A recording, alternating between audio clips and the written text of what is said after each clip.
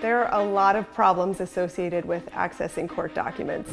One is that they are scattered around 94 different courts on the federal side. That's not even mentioning the 50 different state court systems. A second problem is cost. It costs 10 cents per page to access the electronic version of court documents. And so it's essentially a living, working data system that's constantly being used to run the courts. People think, oh, the data's there, so it must be there to do analysis on. But it's not set up for analysis out of the box. Our team at Scales is trying to bring greater transparency to the courts by making access to court documents easier and free. So we're going from text to data to useful information. When a case goes to court, it goes through many different important phases or events from the time it's filed to the time it concludes.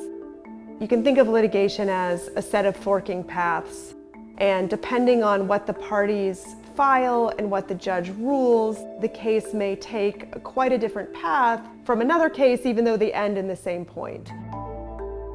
What we're doing on the Ontology Working Group in Scales is we are coming up with a set of key moments or events or phases in a court case, and then we are working with our computer engineers to write code that can then go into those court documents and extract those key pieces of information. It's not just about an individual data point, it's about stringing it all together to create something that tells you more. And that's just not a single event that's really written nicely for us, like case has ended with settlement, and we're like, oh, job done, we just have to look for that word. There's so many different ways that the exact same thing gets written. This is an iterative process and also a truly collaborative process. We have a bunch of lawyers and legal scholars on our team who are really expert in what happens in court. And then our computer engineering team is writing code that crawls through the legal text in a set of court documents and tells us what are the words that are appearing. The legal team, they have this massive amount of information that we're just presenting them with, and we're saying, what does it mean to you? But then we have to operationalize it. And so we, as the data people, say, well, I can look for things that say complaint, I can look for things that say answer. But we don't actually understand, is this really a complaint or is this really an answer? And so we actually have to shovel all that back to the law team. And we say, here are things we think respond to what you're telling us.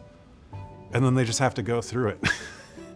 And we have to do that back and forth, constantly refining our human understanding of what's going on before we can get to the point where we have a large enough data set to feed into our AI to start learning on its own.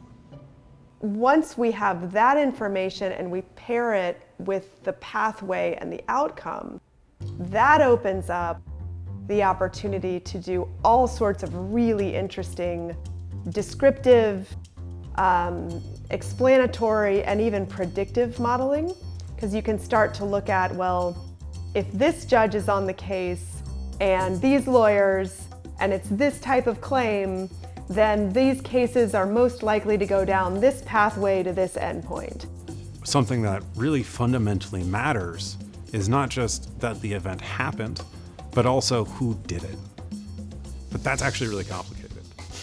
You have the nice clean top of the case that it tells you this is the judge, this is this party and that party, this defendant, that lawyer. But that doesn't tell you who did what. Judges are the perfect example of this. The judge that's listed at the top of the case isn't necessarily the judge for the entire case.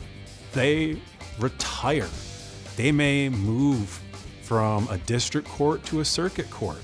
And so there's so much more that we have to build beyond just recognizing names in text to actually go towards, we can have a machine look at this text, we can have it pick out this name, and we can have it know that this is Judge so-and-so who's in this district, and that they're the ones that made Y decision on X event. We're trying to understand everything because we want to be able to help people understand and design new policies that make the justice system more fair and efficient.